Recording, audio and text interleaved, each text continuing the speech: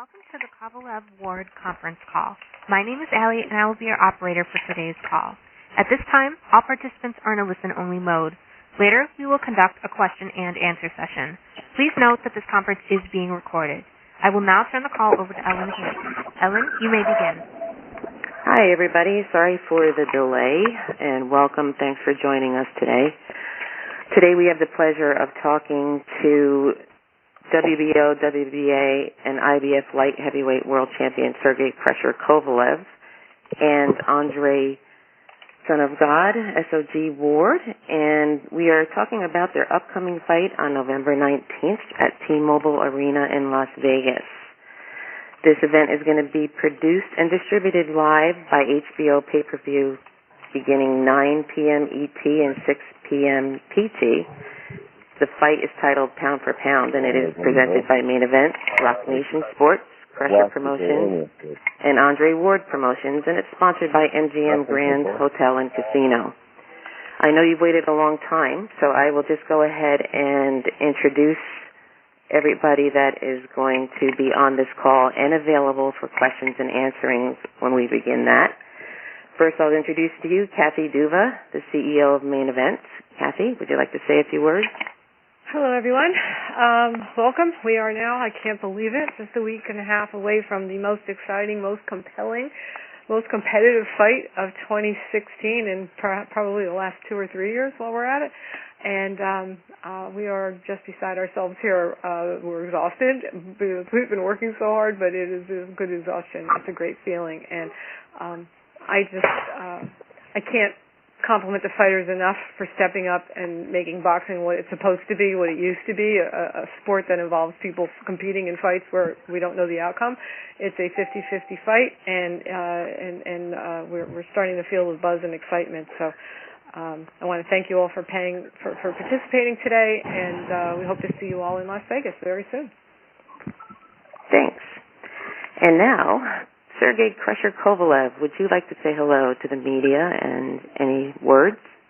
Hello, everybody. Glad to be here. Short and sweet. And Aegis Klimas is also with us. He is Sergey's manager and a great man. And Aegis, would you like to say hello? I just wanted to say hello to everybody. I wanted to thank Sergey Kovalev making this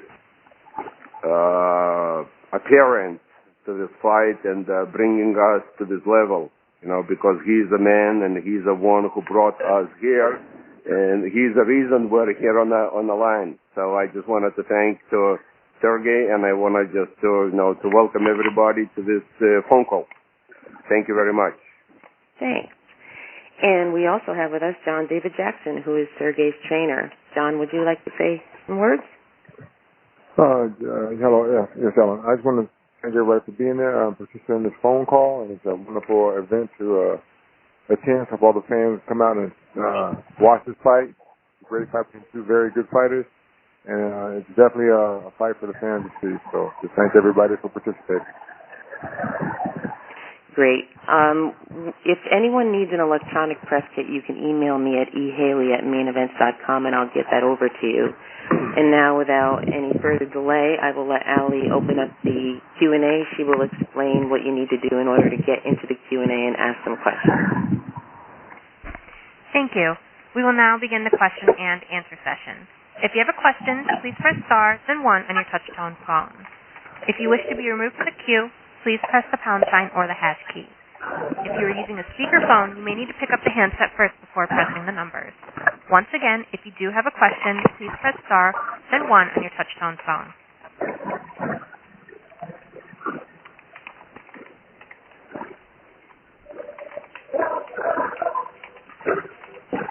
And our first question comes from Eddie Goldman.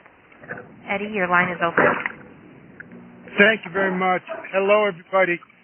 First question for Sergey. Sergey, everybody knows the records of you and Andre Ward. Do you consider Andre Ward to be the best fighter that you've ever faced? We'll find out this November 19th, I don't know, yes. But I think so, yes. Andre Ward is somebody, I'm sure you've watched a lot of his fights, who has described himself as a chameleon. Sometimes he'll brawl, sometimes he'll box. What do you expect him to do in this fight, and how are you prepared for his different strategy? I don't have any different strategy, you know. My strategy is just the one, like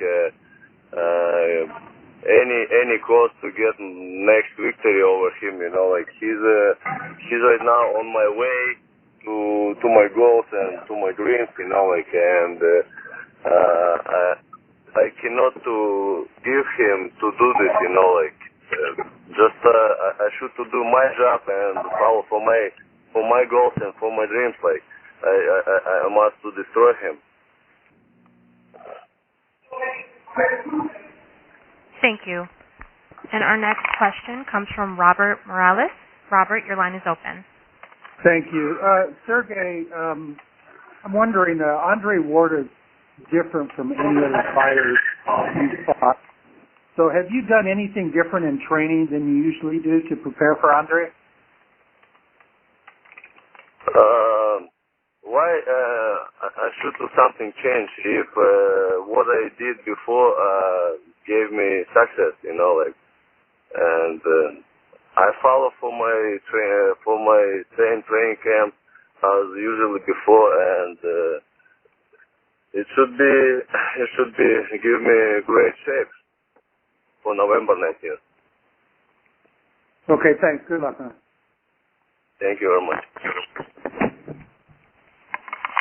Thank you.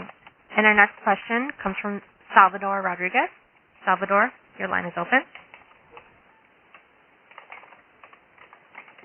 Hello, this is Salvador Rodriguez from ESPN Deportes. I just want to ask Sergey Kovalev if he believes that this is the fight that gave us the first place in the pound-by-pound ranking. Ты думаешь, что этот бой тебя приведет номер один pound-for-pound боксера? I don't think about what will be after the fight, you know, like because I have a focus. My all attention has a focus right now on this fight, you know, and to work what I should to do inside the ring. But what will be after, we'll see after the fight. It's already another thing. Yeah, what is your expectation about the style of war? Is more like a wrestling fight or more like a war? Do you know that if Ward goes to the war, he has a less chance to defeat you?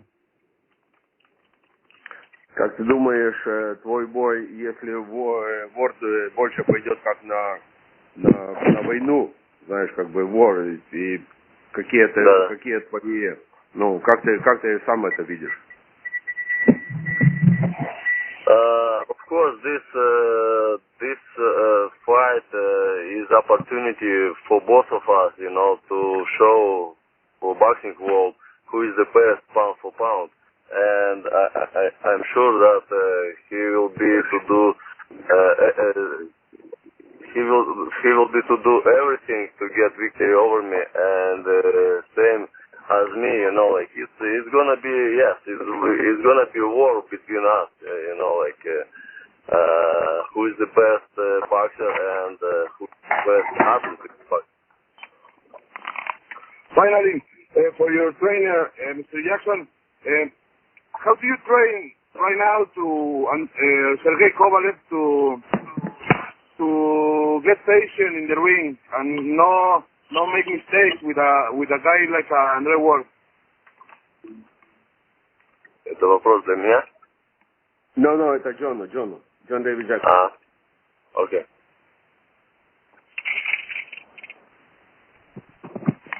Thank you. John.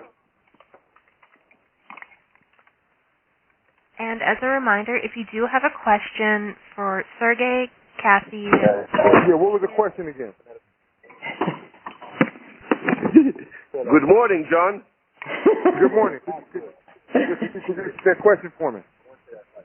Salvador, repeat your question. Yeah. He did drop off. Okay, so let's go to the next one, Allie. The next question comes from Gail Falkenthal. Gail, your line is open. Good afternoon, everybody. Sergey, we know you are a very physically talented boxer. What do you think makes you the more mentally tough boxer in this fight? I think so that this is the more thing for me, like a mentally fight.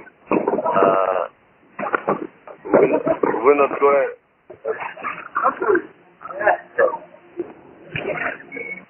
Is somebody doing the dishes? We're not. Yes, we're very noisy. Yeah. Yeah, is ever being noisy? Please mute your phone. Go ahead, Sergey.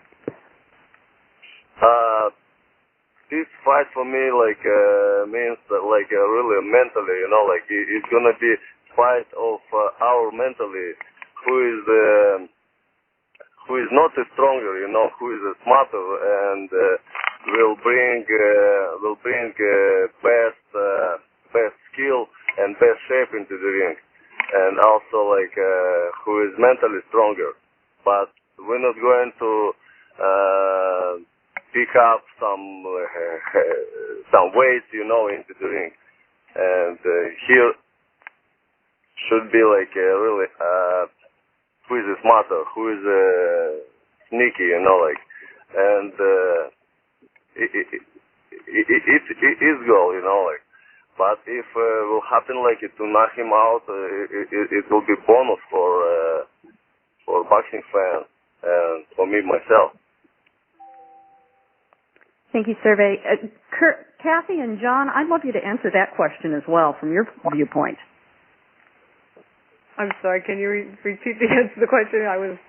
Sure, and the question was, it's clear both these men are in tremendous physical shape and skilled, but the question was, what makes Sergey the more mentally tough fighter? I think Sergey I've seen Sergey demonstrate his mental toughness time and time again. He has faced more adversity in his life than most fighters have ever even contemplated, and I'm aware that Ward has also faced adversity, but I've never heard Sergey talk about how boxing is a sacrifice. I've never heard him use language like that, where we frequently hear from Ward about how hard it is. Sergey's attitude toward boxing had always been like, oh wow, this is this great opportunity, I'm so happy I'm doing it.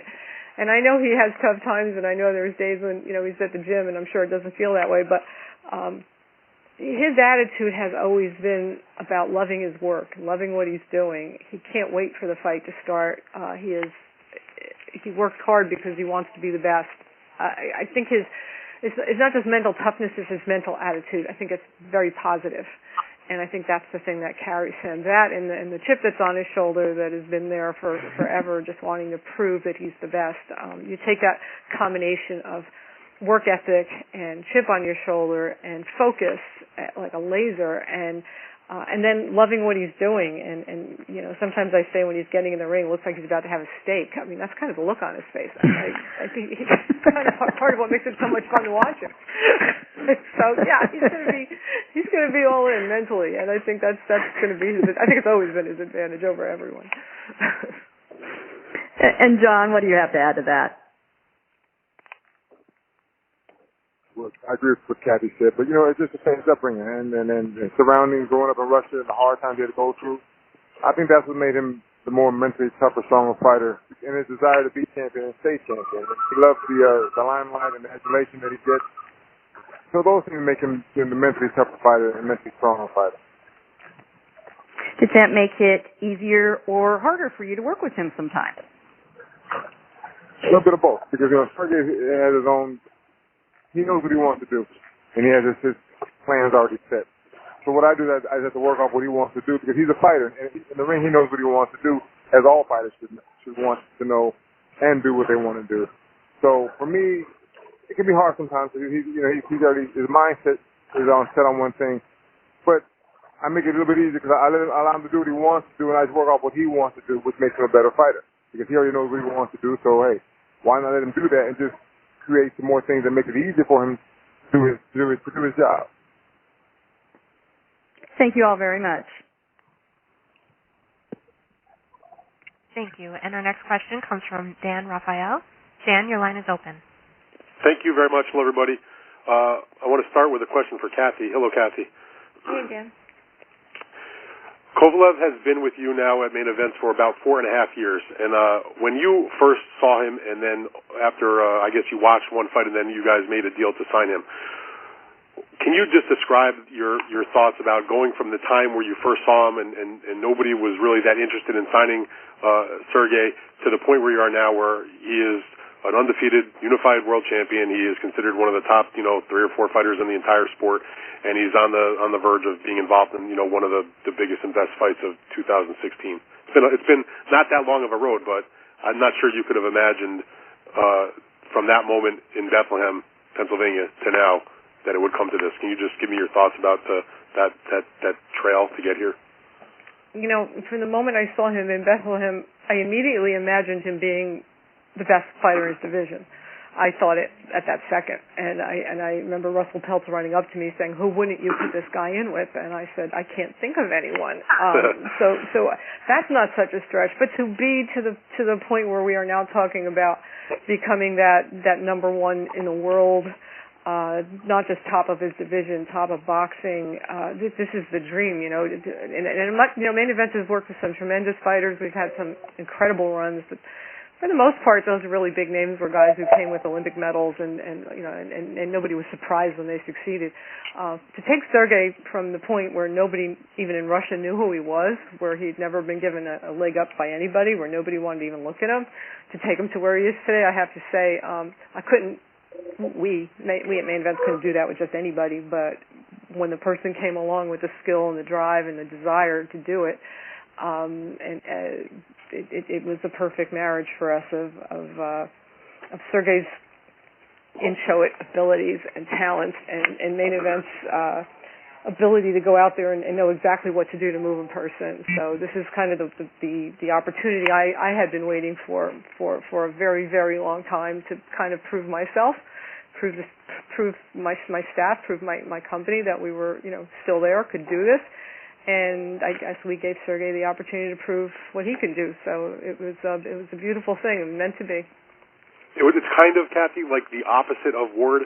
When Ward came into the professional ranks, he was an Olympic gold medalist from the United States, had a big signing bonus.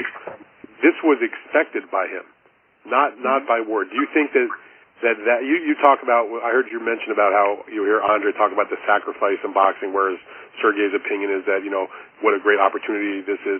Do you think that perspective, that where Andre comes from, that this was expected of him from day one, where for Sergey, it's maybe he expected it of himself, but it came as a surprise to basically everybody else. Do you think there's something to that? Yeah, I think there is. I think you make a good point. Even when it comes to the job of, making this event work and promoting it, Sergey has taken the attitude from the start. This is my job. This is my opportunity. I'm not going to have any regrets when it's over. I'm going to have done everything I had to do. I think we worked really hard to manage that load for him so it doesn't interfere with his training. I think from this brief time I've worked with Ward, the attitude's different. It's not, hey, I'm really happy you're all paying attention to me. It's sort of like, okay, we'll make a list of what we'll do.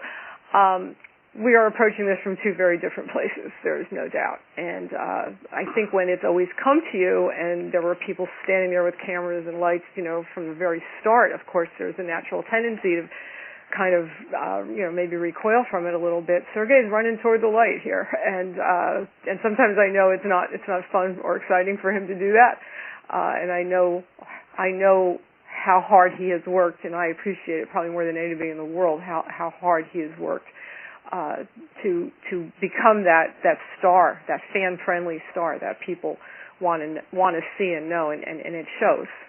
And he has a very, very different attitude toward this. Yeah, to him, this isn't a chore. This is an opportunity. Well, I'd like to ask Sergey about that also. Hello, Sergey. Hi. Hello. Sergey, when you were coming up and you were, at Don Turner's camp in North Carolina, and Agus was bringing you from fight to fight in different places, and you had no idea if you were going to ever get, the opportunity to showing off your talents to a wider audience, and to get to the point where you are now, 4.5 years later, to be in a huge fight like this against Ward as an undefeated champion, on a worldwide stage. I asked Kathy about, how she thought, if you could get to this point. What were your own expectations, and how did it go for you in your mind to get from where you were back, pounding it with Don Turner and Agus around the country to now where you're in this big fight? Can you describe the challenges that you face and if you're surprised at all that you're here? Ты можешь... Ты понял, да? Ну, говори. Ну, он спрашивает, говорит, когда ты начинал там в Норth-Каролайне с Дон Турнером, и у тебя как вот это все сложилось на сегодняшний день, то есть это твое зрелище, вот как ты на сегодняшний день вот это все видишь, когда это все начиналось и когда есть сейчас? Ага. Yeah, I'm very surprised myself.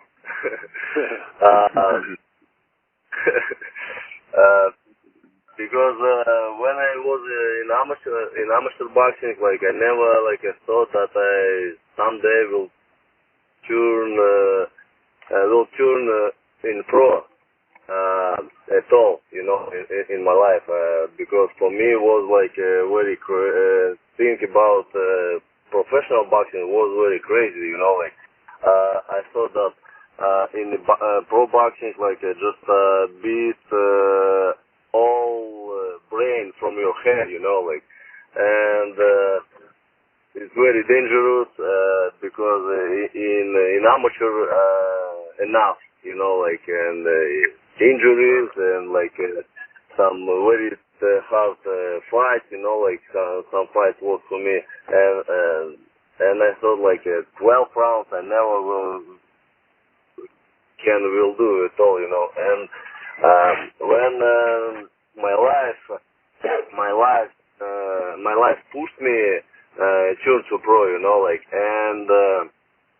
one man, Anatoly, Agus friend, who found me, in Russia, and he met with me in some tournament in Moscow, and we started to speak about professional boxing, and I started to think, maybe no, maybe yes, and final point was and decision was after 2008 Russian Championship, when I won a fight in the final fight, and victory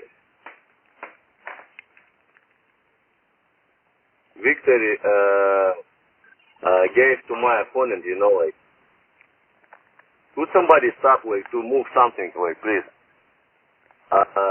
And when I turned to pro and came to North Carolina, I was disappointed, really, disappointed. Why? Because I thought if I will turn to pro, I will get at once this level where I am right now. And 3 years we fought without any promoters. I fought with support of Agus, and he financed everything. He was my father, my brother, my guide. He was for me, and still. Not a girlfriend. Yeah, but not a girlfriend, of course.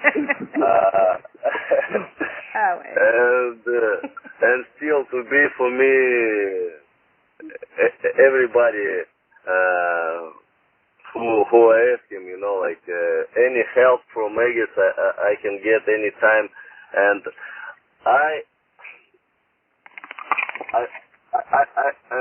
when I fought like maybe 15, 16 fights, and I already started to think that, come on, like I should to start to boxing and come back to Russia, like, and to do something, and like get money like some another way, but not boxing, because like already 3 years, like 15 fights, 16 fights even, and no money, like no promoter, like no any future for me in the boxing, like, and when I chose to when I fought in Russia, like 2011, and after the fight, strategy fight against Roman Simakov, and I stay in Russia, like for maybe for 2-3 months. I already don't remember, but I almost decided that probably not will go to America, because like no any plan. We didn't have any promoters, any plan for future, what they will be to do, like again back to big bed just for workouts. Like I thought, why? And Aegis someday like called me when I was in Russia. Maybe it was like February already. And he called me and said me that one promoter from main events, Katie Dula, wants to give me opportunity to improve me, and I believed again in the boxing, in myself, and to Aegis, that maybe this is chance like to show me, and okay, I will try again. And I tried, and we fought Darnell Boone, second part, and after this we signed contract with Katie Do and Main Event Promotion. Aegis, that was a great answer, Sergey. Thank you very much. Yes, Dan. Aegis, I would like to know from you, because you're the one that I guess had the vision that put him with Don, that was doing small fights with him in South Carolina and Tacoma, Washington, and just all over the country on these small shows, and also bankrolling it. I know that the money wasn't easy for you to come by at that time. What was it that you saw in him at that time, and is the end result where you are now what you expected, or is it even beyond what you thought could have happened? Like what kept you going during those lean years, trying to move him along? Listen, it was a very, very not experience, I would say. I was a new kid coming to the block. Don Turner was a tutor who, he gave me everything in boxing, what I could get. But no matter what, I didn't know much about what's going on. And bringing Sergey to this point, listen. First time I met Sergey, that was a Kazakhstan, and then he did a shadow boxing. Don Turner looked at him and he said, "Aegis, what did you get this guy from?" He was so surprised. And then after that, we went a very long run. I used to go, I used to call every single promoter, I used to try to put him on every single show. I used to, try to show him to everybody who's around. Look, this guy is, yeah. Let me say, Dan, we was as a kitten, in this business. Like a kitten, like we just came and like wow. Мы нас запихнули, скажи, в этот бизнес. И приходилось, тут учиться и оглядываться. И вот благодаря своим, не знаю, каким-то воспитанию и навыкам мы вот как-то закрепились. Ну и удача, то, что Катя нас, как говорится, подписала. You know, what is Sergey saying? You know, we were like a new kids. You know, somebody just throw us into the waters, and me and Sergey were swimming, and we were trying to get somewhere, just to go to the shore. And Kathy is the one who gave a hand to Sergey and said, come here, come this way, swim my way, and I will do my way. Good thing I got that lifeguard training. Yes, it's true. Listen, and I wanted to make this announcement too. If anybody is trying to bring me today a manager of the year, a manager of the fighters, actually Sergey, who brought me to that stage. We each other both, and like three of us help to each other, and we right now got success. Exactly. Listen, he made just a very good point. He made a very good point. Nobody knew who Egis Klimas is. Nobody knew who is Sergey Kovalev. Everybody knew who is the main event, but at that point, main events didn't exist. And now, then we come with one big team, main event, Egis Klimas and Sergey Kovalev.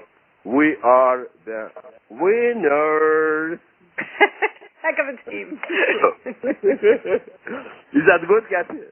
Oh, Egis, geez. That's exactly what I told you to say. Perfect.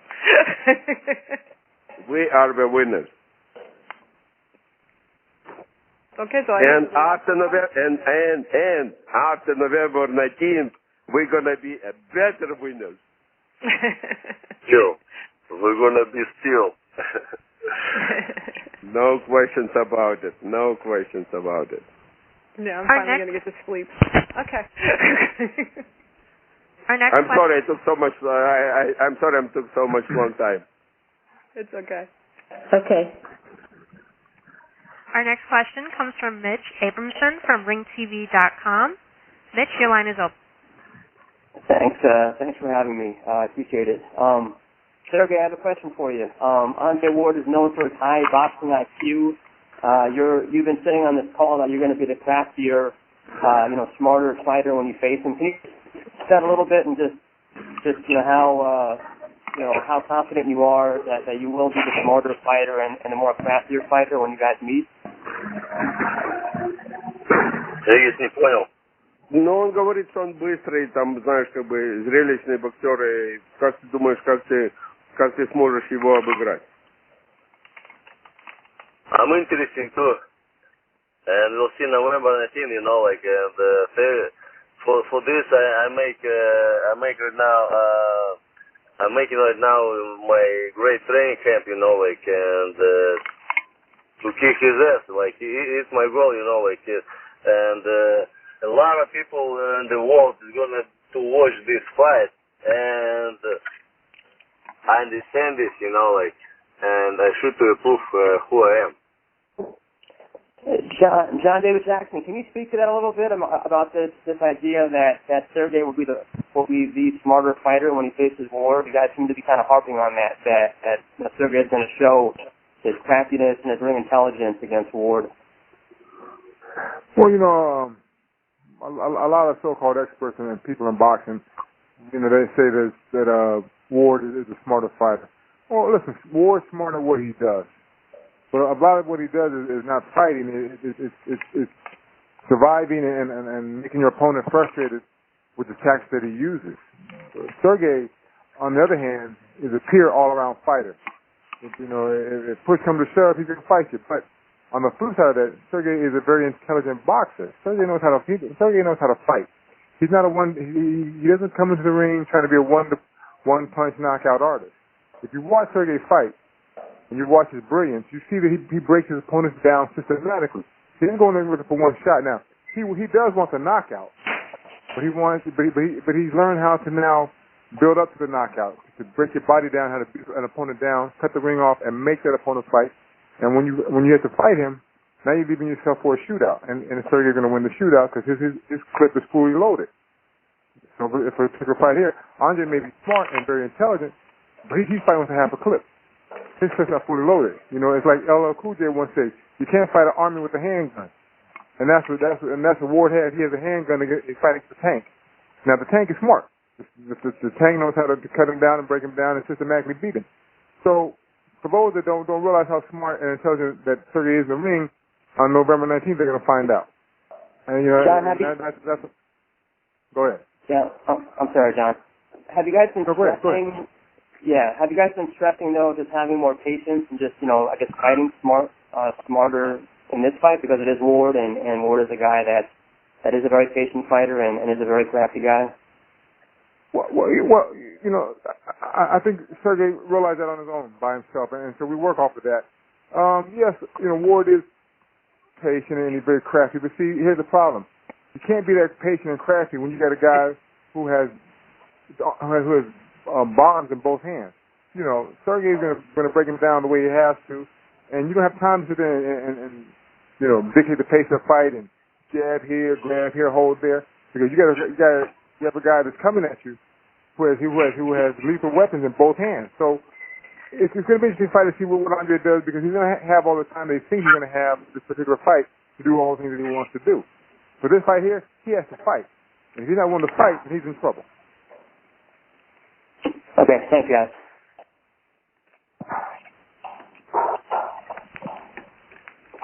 Thank you. And our next question comes from Jason Gonzalez from MaxBoxing.com. Jason, your line is open. Thank you, Conley. Good afternoon, everyone. I have two questions, one for John David Jackson and the other for Sergey Kovalev. John, considering that Andre Ward moved up in weight from 168, he did fight the Olympics at light heavyweight. Based on your expertise and knowledge, who do you think has the physical advantage coming into the ring on November 19th? What you said is true, and I've always said that. As an amateur, Andre fought at 78. When he turned pro, he was done at 68. He was always the bigger fighter after he rehydrated. He's not the bully, so he can't be the bully for this fight. He's not the bigger fighter. Sergey can be the bigger fighter. As far as who has advantage, it depends on Andre, how much he had to lose for this fight himself, because he walks on pretty big now. That's why he can fight 68 and make 68 any longer. It was killing him. So 75 now, he's only 7 pounds. The advantage, I still say the advantage goes to Sergey. Sergey's a stronger fighter. And in the ring, it's going to show. He's more physical. How much more we'll find out that night, but I still give the advantage to Sergey. Okay, thank you. And Sergey, considering that you have an excellent right hand, are you expecting Andre to be turning to southpaw the night of the fight? You think Andre will be doing that a lot? Так как ты думаешь, что у тебя есть правая хорошая рука, ты думаешь, что Андрей перевернется на левшу? Yes, I think he will be changing his positions during all fight, because some moments he will be feeling not comfortable after my punches. Yeah. Based on watching Andre, his career, it seems like he turns to southpaw when he has his opponent frustrated. What do you think about that? And John, if you want to comment on that too, that'd be cool. Он говорит, что он часто переворачивается в левшу, смотря на его, и его соперники всегда не очень хорошо принимают это. Как ты это видишь? I know the one thing, that I should be ready for everything what he will offer into the ring. You know, like, I understand this, and I understand more than only changing this technique, you know, like, to southpaw, right, or orthodox. It's my goal right now for what I do in the boxing, the training camp, like, to be ready for everything what he will offer.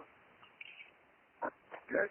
And John, you got anything to comment on that?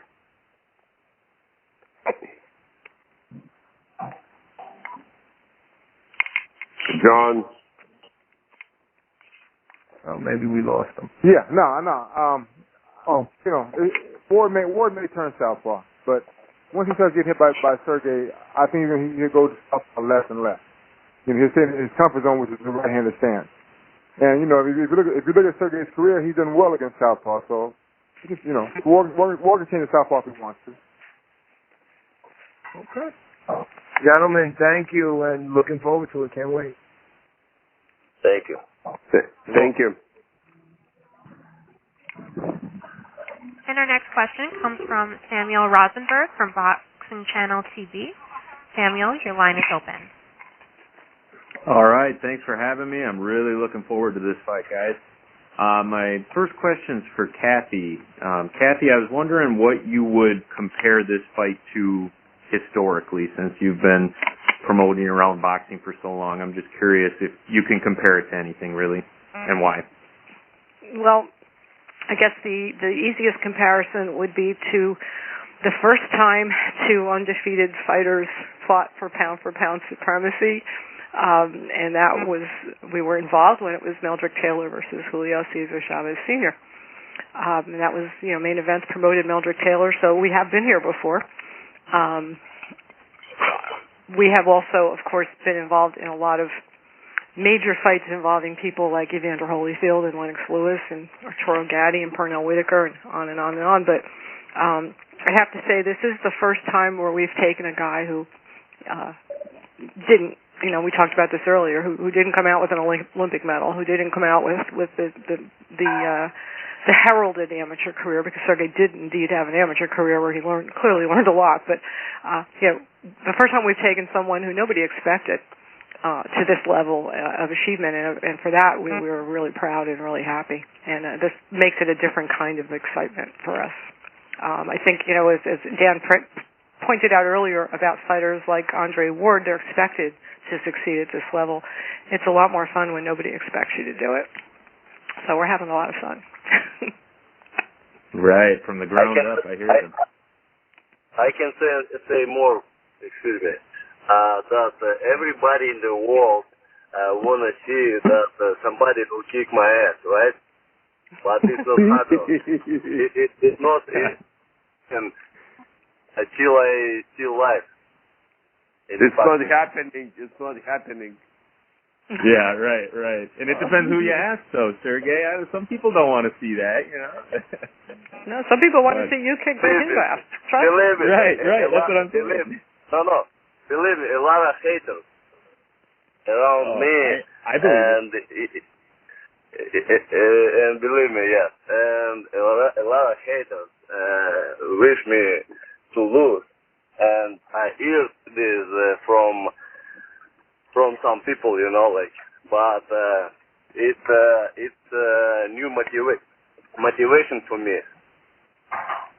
I really like to disappoint these people.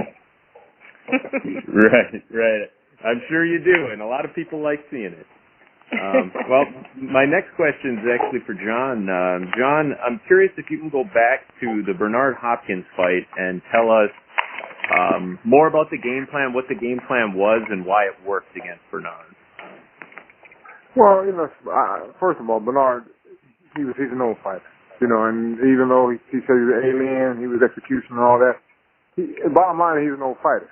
And you had to treat him like an old fighter. You had to make him work. You had to make him do things that he didn't want to do to get him out of his comfort zone. And, you know, again, you know, a good jabber would always be Bernard. Bernard, he had trouble guys at the jab. So I knew Sergey has an excellent, wonderful jab. We had to use the jab to offset Bernard's trickery. And that was the difference between the Bernard fight. Bernard, he was very well schooled. He understood the game.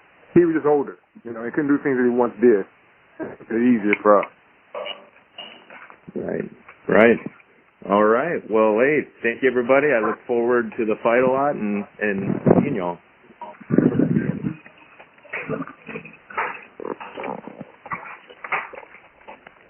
Thank you. And our next question comes from Dax Khan from Hawk and Boxing.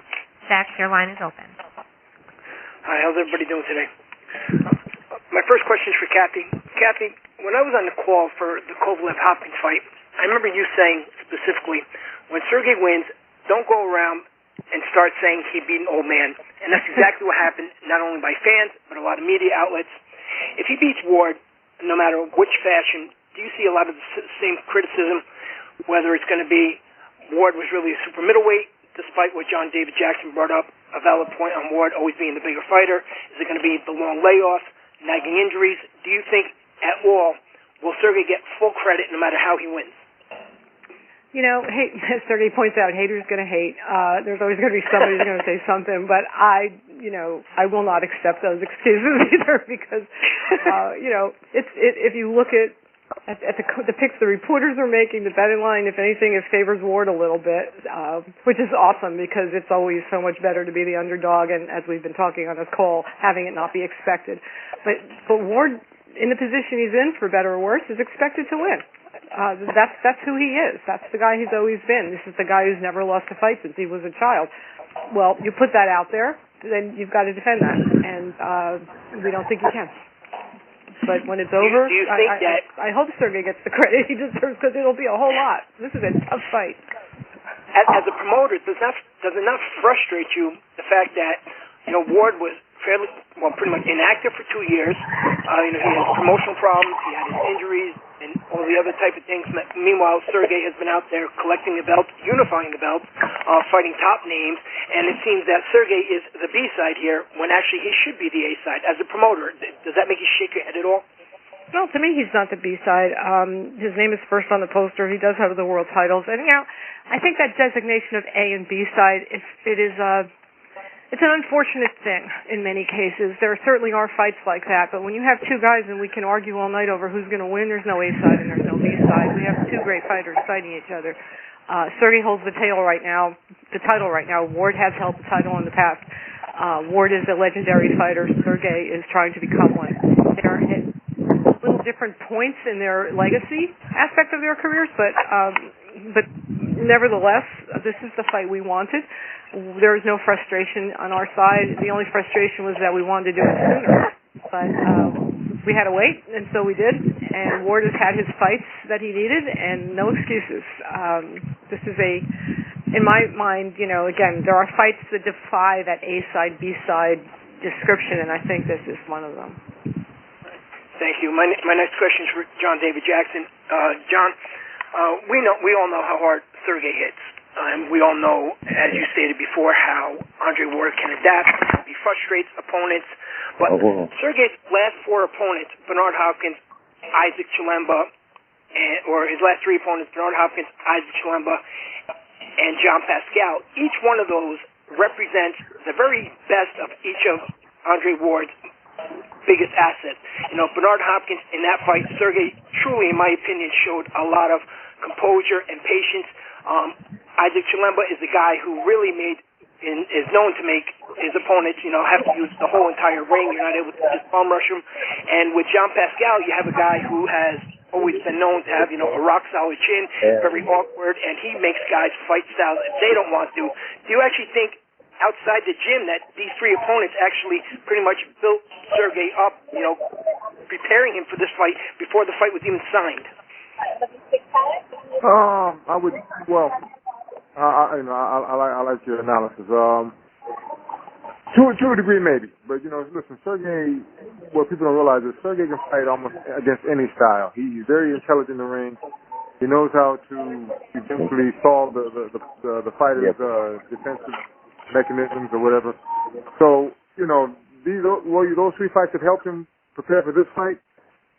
I think that Sergey would have found a way to solve the riddle of Andre Ward. Andre's going to be a little more difficult because he's going to try to be a little more evasive. That's the only thing that I see that's going to be different. Bernard was more intelligent in the ring. I think Pascal had more power. And so I think those two fighters helped him prepare in a way for this fight here. Ward's just going to be a little bit more craftier and try to be more evasive. And that's what we have to work on, and that's what we have worked on. Because he's not going to be offensively a big problem. I mean, if he does, then guess what? I mean, he's rolling the dice, and he's aiming. If you're going to engage and exchange, then you leave yourself vulnerable and wide open for shots. And I don't think he's going to do that, especially once he gets hit by Sergey. But I think from an evasive standpoint, he's going to try to be very evasive and try to avoid all of Sergey's power shots. So that's going to be the difference in the fight. How evasive can he be? And if he's real evasive, that means he's not fighting. So how can you win a fight if you're just an evasive fighter? He has to stand and fight eventually.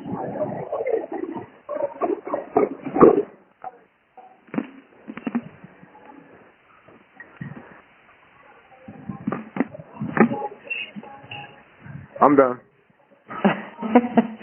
And well said, by the way. Me too. I'm here too.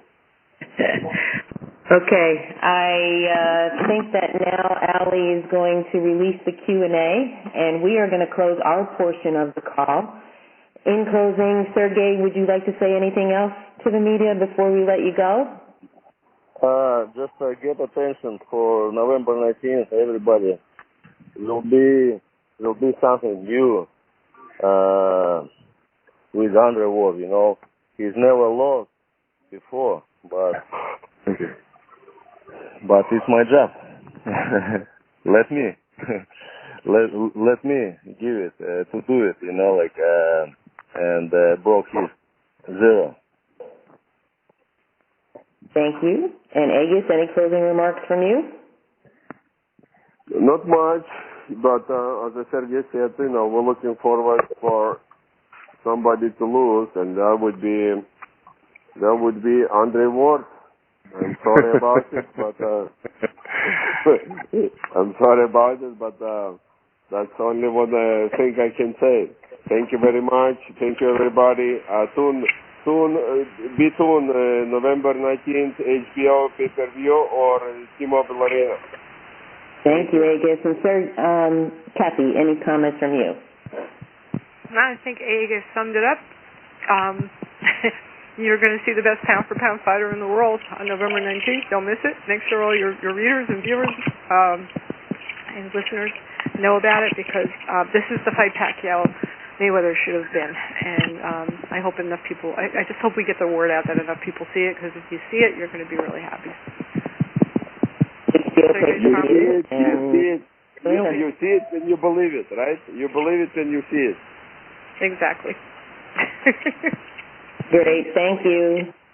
Okay. And I'm going to pass this over now to Ali, who will introduce Lauren Menashe, and take Andre Ward portion of the call. Thank you. Да, все. Все, давайте. Спасибо, Владимир. They should hang up now. Ladies and gentlemen, Thank you. Please stay Bye-bye. on the line until the Andre Ward portion of the call begins. You will be put on a music hold. Once again, please remain on the line until the Andre Ward portion of the call begins. You will be put on a music hold.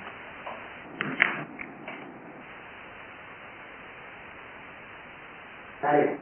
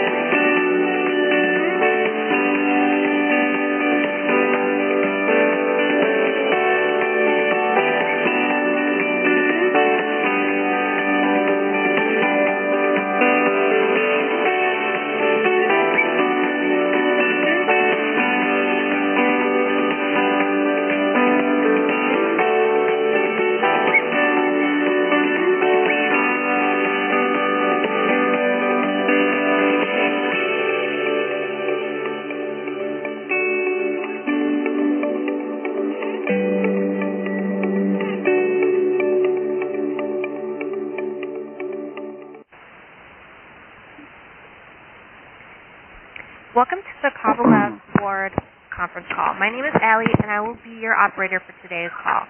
At this time, all participants are in a listen-only mode. Later, we will conduct a question-and-answer session. Please note that this conference is being recorded. I will now turn the call over to Lauren Minash. Lauren, you may begin. Thank you guys all for staying on Andre Ward's portion of the call. I'd like to introduce President-in-Chief of Branding and Strategy for Roc Nation, Michael Yormark. Michael, take it away. Thanks, Lauren, and good afternoon, everybody. As all of you know, it's Election Day here in the United States, and if you think the race for the White House has fireworks, just wait until November 19th in Las Vegas. We are now only 11 days away, and the stakes cannot be higher. In a few minutes, you'll hear from Andre Ward, the best pound-for-pound fighter in the world. After weeks of intense training, Andre will be fighting something he has spent his entire life pursuing, the title of world's best boxer. For a true competitor like Andre, there cannot be a loftier goal. To walk into the T-Mobile Arena in Las Vegas for the undisputed fight of the year in front of a capacity crowd supporting him and even more watching live on HBO Pay-Per-View, and to know that Andre has the chance to walk out of that ring as the undisputed face of boxing. In doing so, another chapter will be written in one of the world's most storied rivalries, not just in boxing, but in virtually every competitive arena there is. It is a battle of world superpowers, a matchup of styles as well as beliefs, a collision of two fighters and two cultures, as well as two fan bases. On November 19th, I have no doubt that Andre will win a decisive victory over a worthy challenger in Sergey Kovalev and the title of pound-for-pound king. But before we hear from Andre today, I want to take the opportunity to thank some of the people that have made this global event a reality. Our chairman, Jay-Z, and the president of Roc Nation Sports, Juan Perez, James Prince and Josh Dubin, as well as Virgil Hunter from Team Ward. The entire team at Roc Nation Sports, including Dino Duva, Josh Roy, Eric Botcher, Caitlin Whipwire, and Sarah Flynn. Kathy Duva and her team at Main Events.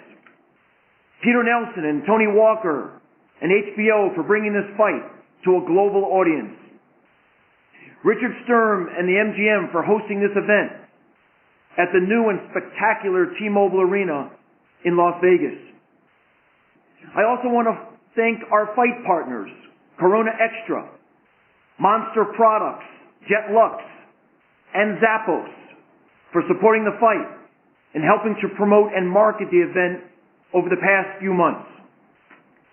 And in addition, I'd also like to mention Andre Ward's partners for November 19th, including ProSups, Lyft, Monster Products, Body Armor, and Jet Lux, as well as his long-standing partners, the Jordan Brand, Power Hands, and Shoe Palace. And now, it's time to hear from the hardest working and best trained boxer in the world today. A man whose commitment to excellence and being the best are surpassed only by his commitment to his family and his community. A man whose passion, work ethic, and pure determination are representative of the Bay Area community from which he hails. It is my pleasure to introduce the best pound-for-pound fighter in the world, the face of the light heavyweight division, and an athlete that Roc Nation Sports is proud to represent. With a record of 30-0 with 15 KOs, a man who hasn't lost a fight since the age of 12, from Oakland, California, Andre S.O.G. Ward. Thank you, Michael. I don't have much to say in the onset. I'm just thankful for everybody who came together to put this together. Everybody has been working tirelessly to keep this fight moving as it should in terms of the promotion. Like everybody on my team is, working tirelessly to get me ready, and I am ready. And I'm excited that this fight is less than 2 weeks away, and I'm ready to, answer any questions. Thank you. We will now begin the question and answer session. If you have a question, please press star, then 1 on your touch-tone phone. If you're using a speakerphone, you may need to pick up the handset first before pressing the numbers. Once again, if you have a question, please press star, then 1 on your touch-tone phone.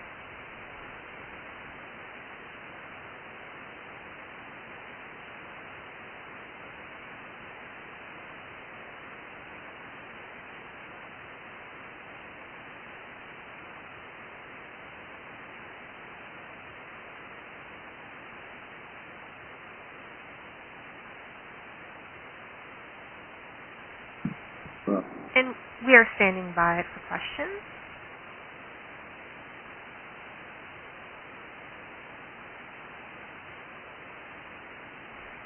Once more, if you do have a question, please press star, then 1 on your touch-tone phone.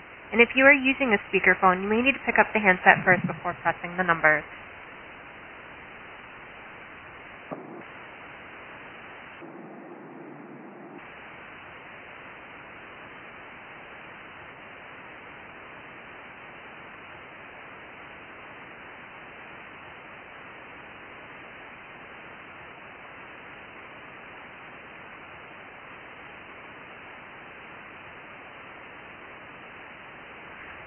And our first question comes from Ryan McQuinana from KNBR 680 San Francisco. Ryan, your line is open. How you guys doing?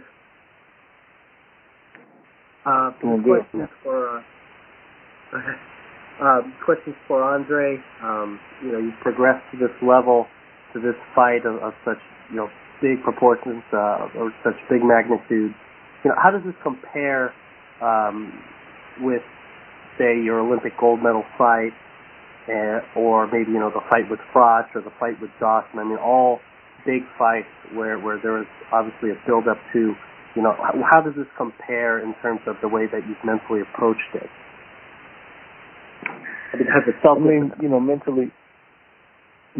Mentally, it's honestly the same to me. Obviously, there's a lot at stake. It's a different challenge, moving up in weight, pay-per-view, all those things make it a little bit different. But honestly, whether it's a Alexander Brand or Kovalev, like I approach every situation the same way. I wouldn't be able to get to this level and stay at this level if I checked in and checked out mentally. So the intensity is the same. It's the same dedication, it's the same work. I mean, it's about, for me, it's about trying to be the best. And I'm in a sport where there's really no room, a little room for error. And I understand that every time I step in the ring. So that makes me prepare accordingly. And I guess I have one more question. This one's for you, Andre, or Virgil. Obviously, Kovalev's such a big puncher, and Andre's such a master on the inside in neutralizing what his opponents do best. I mean, can you kind of compare what you've seen in the tape, or obviously watching Kovalev live, compared with other big punchers that Andre's been able to neutralize in the past? I mean, at the end of the day, man, it's personally, we don't approach the fight, around fear and just kind of being enamored with what a guy does well. We acknowledge it, we respect it, we understand what we're up against. But I've been in the ring with big punchers, good boxers, you name it. And at the end of the day, to be a champion, you have to be able to beat what's in front of you, no matter what that is. And Kovalev is not just a big puncher; he's also a good boxer. He's a thinker.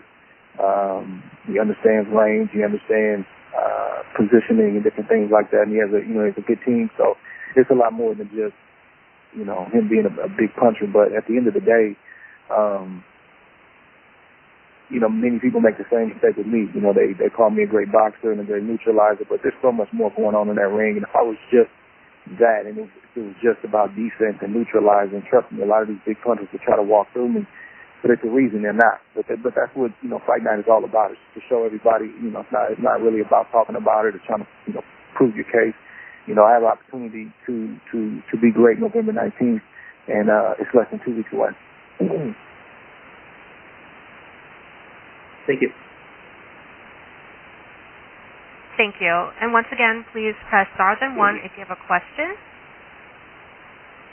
And our next question comes from Dylan from LA Times. Dylan, your line is open. Hi, Andre. How are you? I'm doing good, thank you. The last couple of fights here, we've seen you, I think, maybe a little bit more stationary, maybe not moving around quite as much as you did, obviously, compared to earlier in your career.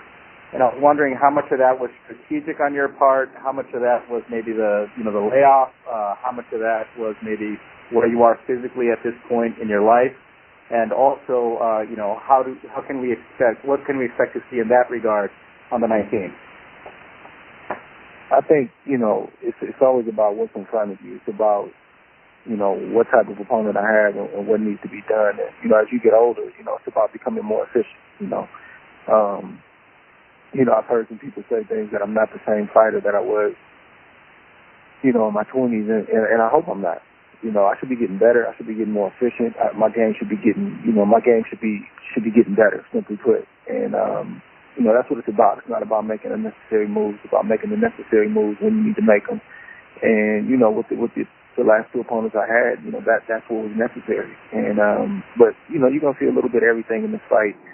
And, that's what it's all about, man. It's about rising to the occasion and being what you need to be in the moment, and we specialize in that. So I look forward to doing the same thing November 19th. Thank you. Thank you. Thank you. And our next question comes from Mitch Abramson from Ring TV. Mitch, your line is open. Thanks. Hey, Andre, how are you? I'm doing good, thank you. Good. Sergey suggested earlier in the call that he's going to be a little craftier and maybe try to utilize his intelligence in the ring more than he has when he faces you. Just hearing that, do you think that might play into your strengths even more? I'm sorry, the first part, he's going to try to do what now? Yeah, Sergey was talking about it in the other part of the call about how when he faces you, he might try to be a little bit more craftier, maybe a little smarter, more patient than he has in the past, because he is facing someone like yourself who has a high boxing IQ and is, a very crafty fighter. Do you think that if Sergey tries to fight you like that, that might be playing into your strength?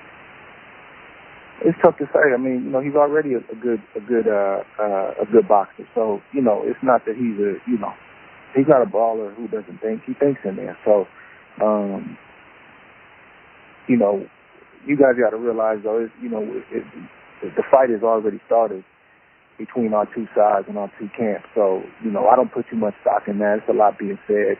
It's chess moves being played, and we don't get caught up. And I'm talking just me specifically in my camp about what they say. They know we're going to read and listen to those things. So, that could be bait or whatever the case may be. But at the end of the day, we're ready for whatever he brings, and that's the key.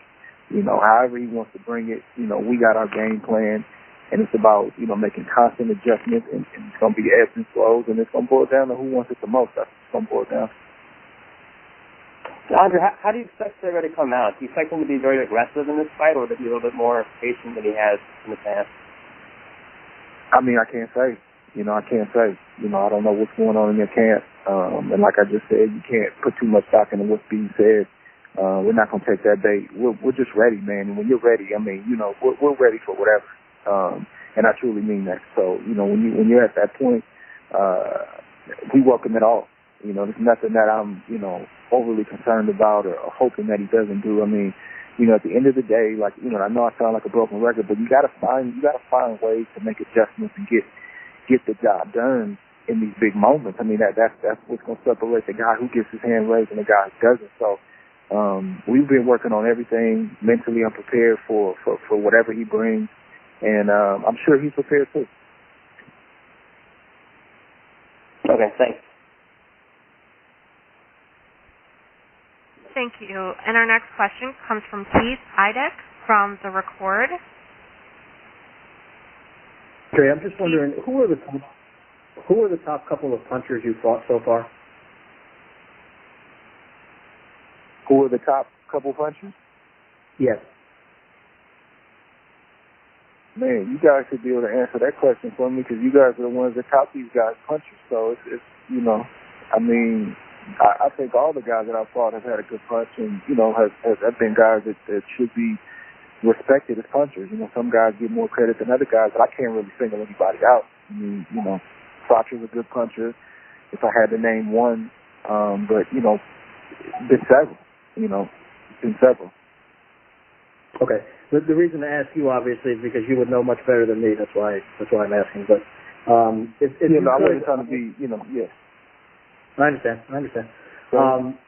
I also, if you could, just how much do you think your experience against high level of opposition, which you've obviously fought more than him, how much of a factor do you think that could be in the fight, or maybe how much of an advantage might that be for you because you've seen so many different styles and so many different top level fighters? I mean, I definitely think it helps. I don't think it hurts for sure. You know, and you know, in a fight like this, you take everything you can. You know, you take every tough fight, every experience, every good, every bad moment, not just in the ring, but in your life. You bring who you are into that ring, and you know, I'm fortunate, man, looking back, you know, to see the Super Six, to see the Chad Dawson fight, and even you know, the two fights that I've had, you know, this year. I mean, all of that means something, and you know, that's why it's, you know, so important to be moved and managed properly. And I know there's no cookie cutter way to do it, but you know, to fight the right fights at the right time, but then ultimately to test what you have against the best. Because you know, when you have showdowns like this, you want to be able to look back and say, man, I've been there. I've been in big moments. I've been doubted before. Or this guy was rated above me. Or I've been in a 50-50 fight before. And I can point back to all those things and say that we've been there. We've had those moments, and we've been fortunate to prevail. And so that obviously, you know, has me going into this fight well prepared. I know you can't sit around worrying about this kind of stuff and probably don't all that much, but do you think the winner of this fight is the number one pound-for-pound fighter in boxing? It's hard to say definitively, but I think it would be really, really hard to argue against it. And I think just based on both of our resumes and based on the fact that we both are willing to step up and fight at this stage in our career. We're both 30-0. We both have a lot to gain and a lot to lose. And, you know, I think, personally, that the winner of this fight should be pound for pound number one. Thanks for your hard time, to argue Andre. against that. Thank you. Thank you.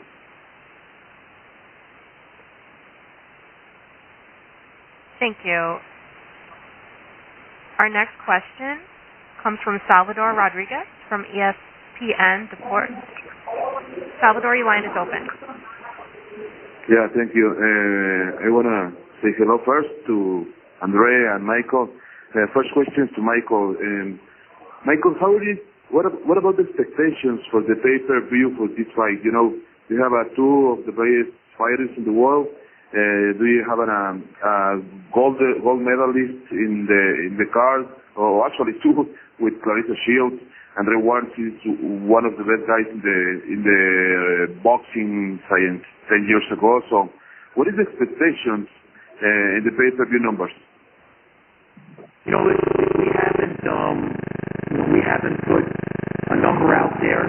Obviously, we're very excited about this matchup, and we think it's going to do very well. And I think collectively, between us and Main Event, we think it has a chance to be the best pay-per-view event of the year. So we're optimistic. You know, despite the fact that both fighters will be fighting. Can you repeat that? Sorry, I can hear you very well because the sound was ugly. Hello? Yeah. The sound was ugly. Yeah.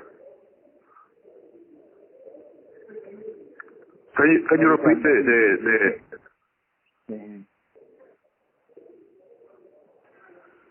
Michael, are you still on? Yeah, he's got a bad connection. I think we may have lost him while he reconnects. So, operator, can we move on to the next question for the time being?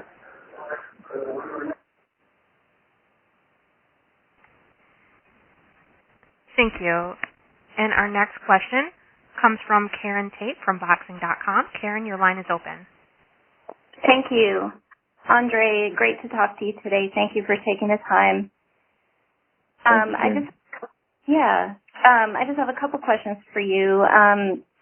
Some people imply that when you fight, you generally play it kind of safe. But to me, it looks like you're usually applying a lot of pressure, whether you're fighting on the inside or the outside. And it seems like you're often ahead of your opponent mentally as well. Would you say that's accurate? I would say that's a very, very accurate assessment. I honestly don't. I take that back. I do know what they want. They want blood. They want you knocked down. They want you staggered. And hello there. Can everybody hear me now? Yeah, hold on, Mike. I'm trying to answer a question. Okay. I've studied this sport for many, many years, and if you go back and look at old footage of Roy Jones, you go back and look at old footage of Bernard Hopkins, you go back and look at old interviews and old footage of Floyd Mayweather, and even obviously currently with Floyd because he's still he's retired, but somewhat active in the last 2 years.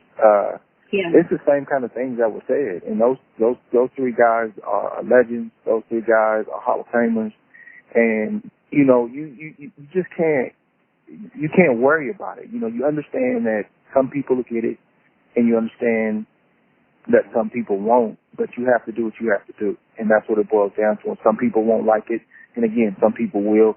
But as you just mentioned, I mean, I couldn't have explained it any better than you did. So that's encouraging to know that some people do get it and appreciate it. Yeah, definitely. And as a follow-up to that, is when you're displaying that in the ring, is that something that comes to you in the moment, or is it something you work on in training specific to an opponent? I think it's a little bit of both. Some of who you are, a lot of who you are is who you are. It's who you've been, all these years, and that's kind of set. But then I think what separates, fighters a lot of times is who can make the adjustments, and those adjustments start in the gym. One thing I love about my coach is he's not enamored with what I do well. He acknowledges it, but he's more concerned that he starts where he feels I can be beat.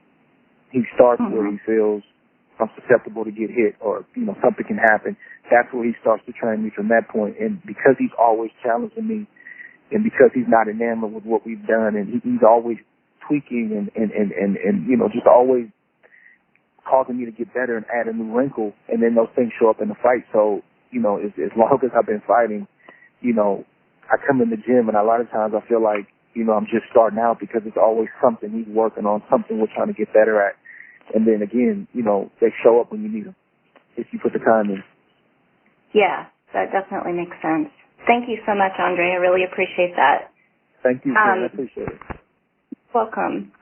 Virgil, are you flying as well? Virgil couldn't join us today. Thank you. And once again, if you do have a question, please press star, then 1 on your touch-tone phone. Michael, do you want to repeat your answer to the last question?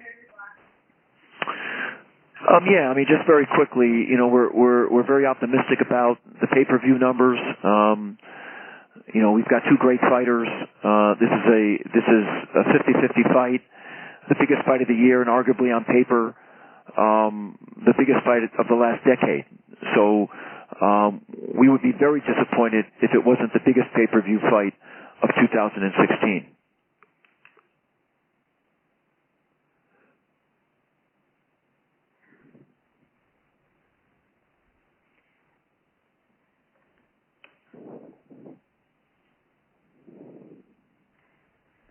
Thank you. And once more, if you do have a question, please press star, then 1 on your touch-tone phone. And our next question comes from Eddie Goldman from No Holds Barred. Eddie, your line is open. Thank you very much.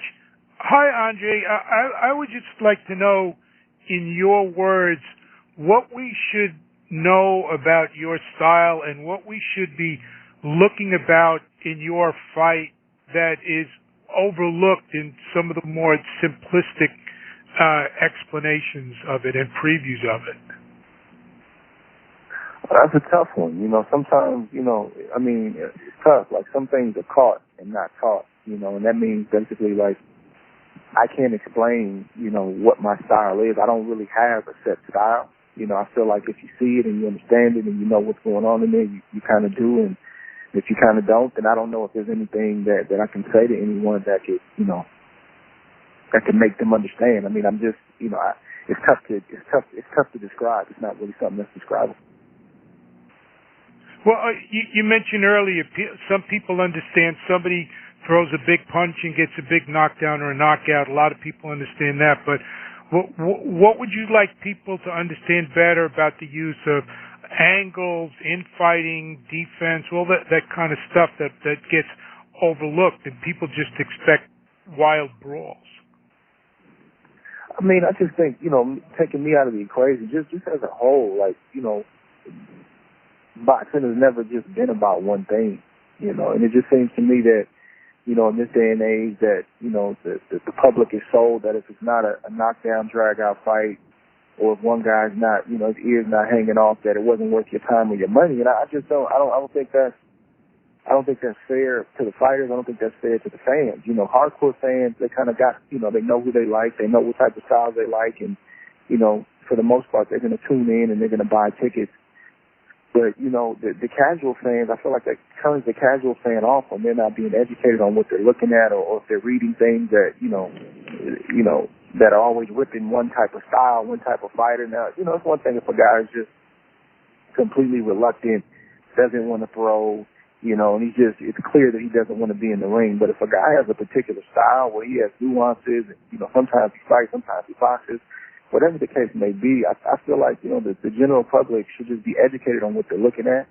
And I feel like, that's going to enhance and empower the sport. I'm a casual, MMA fan. I have a couple of friends that are in the sport, but I don't really necessarily know what I'm looking at, and I've never heard, anybody in the MMA really trash their fighters. Even if they got 2 or 3 losses, they may say things like, hey, this guy his stand-up isn't very good, but then if he gets you on the ground, you're going to have trouble. And as a casual fan of MMA, that makes me want to stay engaged and makes me want to keep watching and keep tuning in, because I've just been educated about something that I didn't know anything about.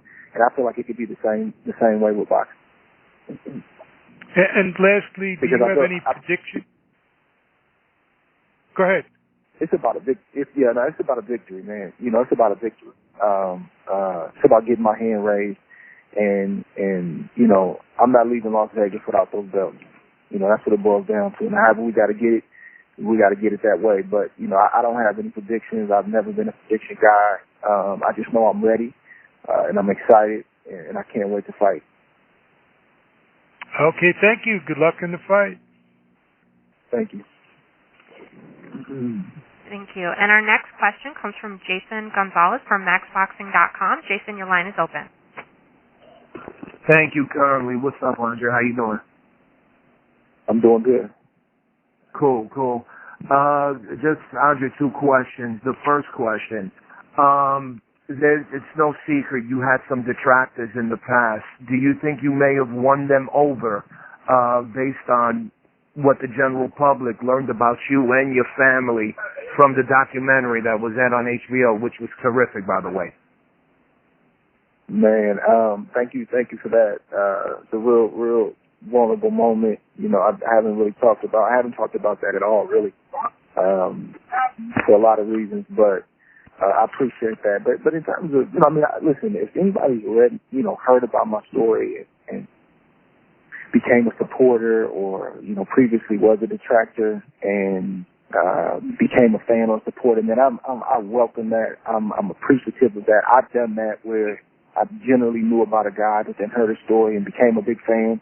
Dak Prescott is a perfect example. Like I'm not a Dallas Cowboys fan by any means, but I admire his talent on the field. But then I heard his story. I truly became a supporter and somebody who appreciates what he's come from. So I appreciate that, but by no means am I trying to, necessarily win anybody over. I mean, detractors are there, man, and they're going to be there, and they're there for different reasons, and it's okay. Everybody doesn't have to like you or appreciate you, but I am thankful, man, and appreciative of my story in some kind of way, touch somebody. That's a good thing. Cool. Now the second question, Andre. Back in 2012, when Floyd was retired and you had fought Chad Dawson and got the victory, a lot of the pundits was looking at you as the best fighter pound for pound. With that being said, do you think it's a little strange that this is going to be the first time you fight in Vegas? Shouldn't that have happened before? I mean, I definitely tried to make it happen. And being close to Vegas, in theory, I feel like it should have happened. But and I've also always wanted to fight in New York City, at Madison Square Garden or the Barclays. But it just didn't happen for one reason or another, And but I'm just happy, man, that it's happening now. And what better time than right now at this stage of my career for this moment. And you just got to trust, the God has a plan, man. It's not always what you want it to be or when you want it to be. But, I can't argue with the way that the stage is set and the way that the table is set right now. So I'm just excited about, seizing this moment. Andre, thank you for your time. Best of luck on the 19th of November. I'm looking forward to it. Thank you, brother. Thank you. Our next question comes from Samuel Rosenberg from Boxing Channel TV. Samuel, your line is open. All right. Thank you very much. Thank you for having me. My first question for you, Andre, is you've actually alluded to both ends of my question already. And the first time I had seen your story was Bryn Jonathan Butler had written about it because he spent some time with you. And I was wondering why did it take so long for that to come out? I know your backstory is probably, of course, it's a difficult one. And who are we as journalists to say, reveal your whole life story to me and you don't know who I am? But I was wondering, how can we do a better job as boxing journalists to get these types of stories out there and serve the fighters better? That's a great question. Bryn was, he's a great guy, by the way, for Undefeated. This is the first time I really, really, really opened up about it. And the HBO piece that everybody just saw was the first time I think I've been on camera talking about, my story in detail. I think I probably mentioned some things here and there, but I mean, from my standpoint, I'm a private person, number one, but number two, I've always wanted to respect my mom and dad. My dad didn't die an addict. My mother, she's doing well right now. And, I've always seen the rags to riches, kid that came from the ghetto. And, I just didn't want to come into the game with that type of story and with that, type of thing preceding me. I wanted to be about who I was as a person, about my talent, about my ability. And then I felt like, at the right time, I'd start to open up about it. It took 12 years. I've been a professional almost 12 years. But what kind of got me going was I just started to feel discontent with myself. I felt like, my supporters and my fans, they know me and they understand part of my story, but I thought it was just important just to kind of pull back the curtain and let them know, look, it wasn't, it hasn't always been easy, and just hoping that somebody, can relate to hopefully what I've gone through in some kind of way and gain some inspiration and some encouragement from it and, to relate to it and humanize you a little bit more because I'm so much more than just a fighter. I've overcome so much more than what the public has seen, in the ring. I've overcome a lot in life and that speaks to, my faith and just all these different things that people wonder about sometimes.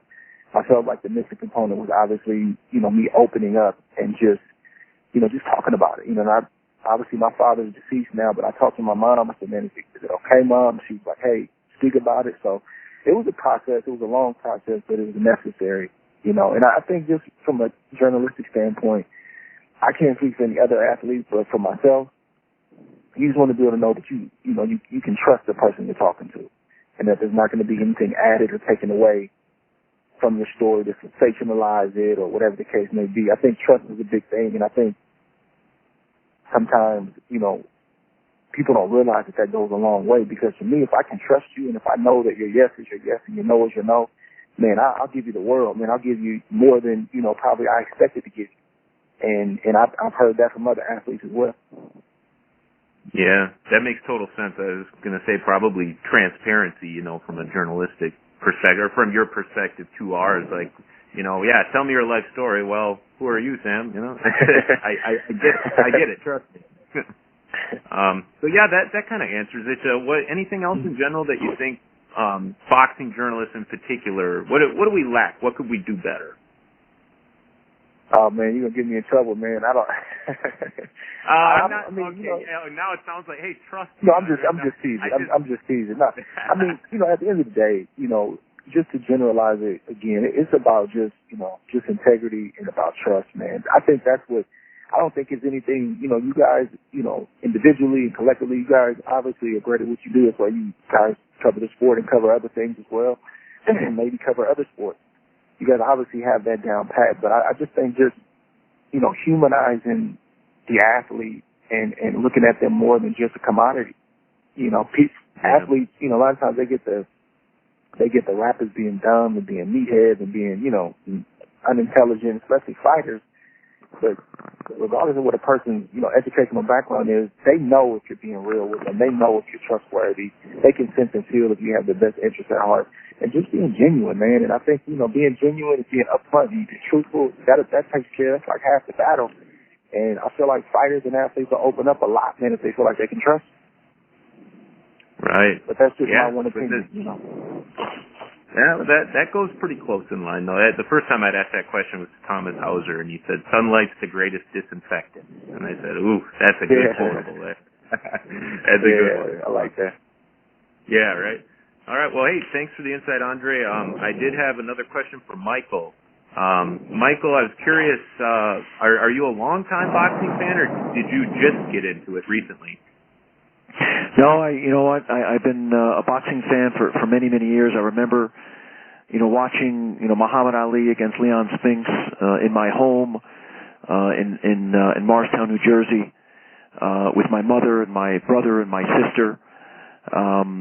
When I got out of graduate school, I actually did an internship at Madison Square Garden Boxing and worked for Bobby Goodman, who, as you know, worked for Don King for many, many years as a matchmaker. So, boxing has been a passion of mine for many, many years. And when I joined Roc Nation, 3 years ago, we had just gotten into the sport. So, obviously, it was a great opportunity for me to embrace a sport that I've watched very, very closely for many, many years. And, we've been very fortunate now to work with some great fighters, namely Andre and Miguel Cotto and others. And it's really just been an incredible thrill for us.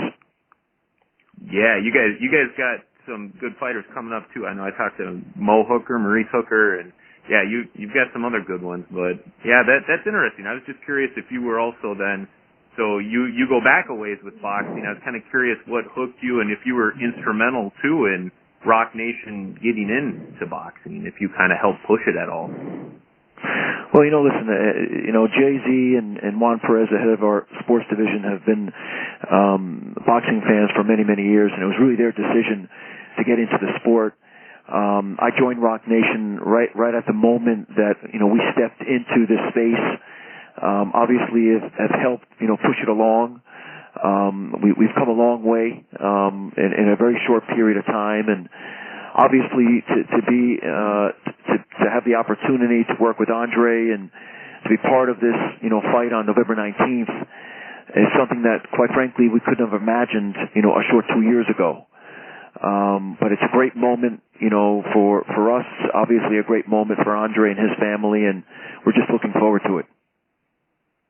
Yeah, right on. Well, hey, thank you everybody for your time. Can't wait for the fight.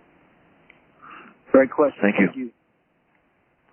Thank you. Our next question comes from Jerome Souza from FirstClassBoxing.com. Jerome, your line is open. Hi. Thank you guys for taking the time. Andre, it's safe to say that you're the face of boxing in Northern California, the East Bay, the San Francisco Bay Area. What's it like to have that honor? And do you think with your given success and what you've done in the sport, you've increased the interest in boxing where you're from specifically? Man, that's a great question. I hope that I've had some part to play in it because, you know, boxing in Oakland used to be a lot bigger. There was multiple gyms, you know, Pittman's, King's Gym, which is still there, but Pittman's is no longer there. And it was just a more competitive town and sport. I mean, you had top contenders. You had a lot of bad guys, you know, fighting in the same city. They sparred together. They fought against each other. And, you know, I heard a lot of these stories, and I kind of started boxing at the tail end of all of that. And, you know, just to be able to, you know, to make my mark, starting here and then it going worldwide is just unbelievable. And when I see young kids in the gym, when I see young kids come up and say, man, I box because you box. I want to win a gold medal like you want a gold medal. I mean, it's just amazing to me. You know, I'm blown away. I never get used to that, and I'm so thankful for that opportunity just to play my part. And you know, I'm not a guy who recruits kids to fight because I know that, you know, it's a different kind of sport. You know, it can be lonely. It's not a team sport, and it can be very dangerous. But I totally support it if a kid wants to do it on his own, if he's dedicated to it and wants to give it his all. I'm behind it 100%. And, you know, being a native from the Bay Area, if you go down Mission Boulevard, you see that big mural of you on the wall at the, you know, U.S. Karate and Kickboxing or Medina's Gym, whatever it's called. What's it going to be like when you'll have the opportunity to have that same, you know, looking at that mural years back, but now being, you know, on the verge of pound for pound undisputed? What goes through your mind? It's surreal, you know, and I try not to, you know, kind of had a culture growing up, you know, and fighting as a young kid, just where we never really got too caught up in ourselves, you know. We've never really patted ourselves on the back, and I'm talking me, Verge, and, you know, my father when he was alive. It's just, we've always had a blue-collar mentality. You know, we truly had that.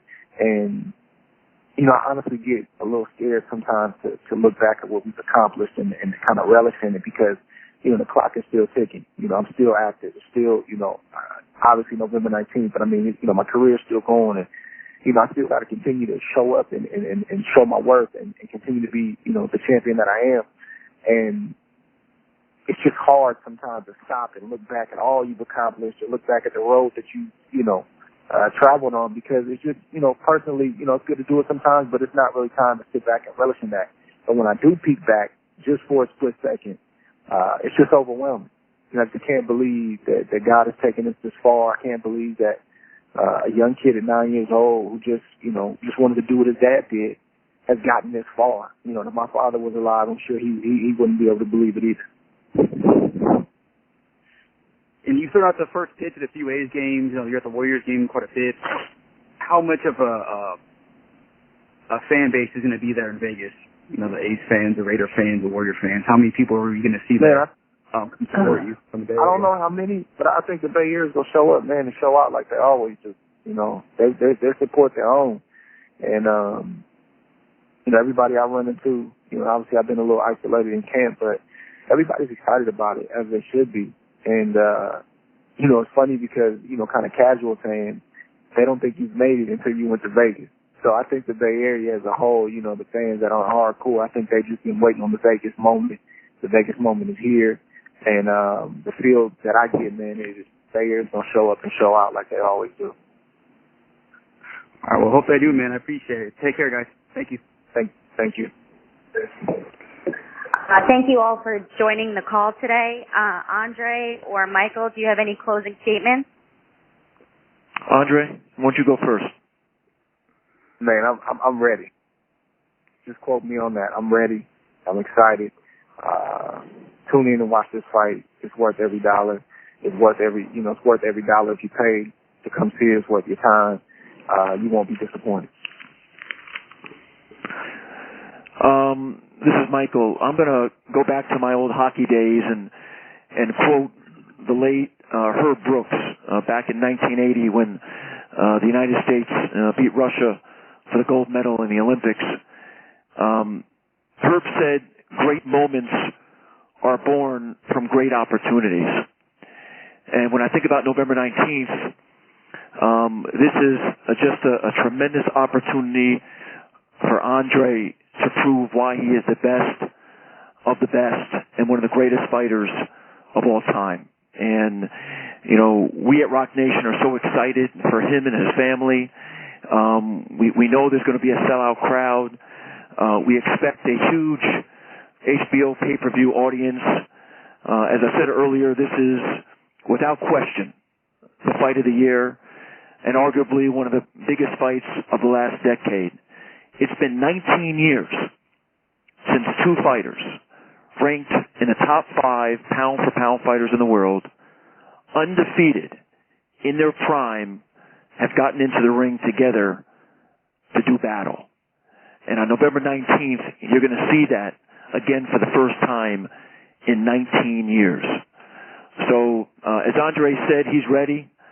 I'm ready to embrace him after he collects those 3 belts. And we can't wait till November 19th. And we hope that everybody will tune in on HBO Pay-Per-View. Those people that are fortunate enough to make the trip to Vegas, get there safely. And we appreciate everybody's support today and everybody's time today. So thank you so much. Thank you, ladies and gentlemen. This concludes today's conference. Thank you for participating. You may now disconnect.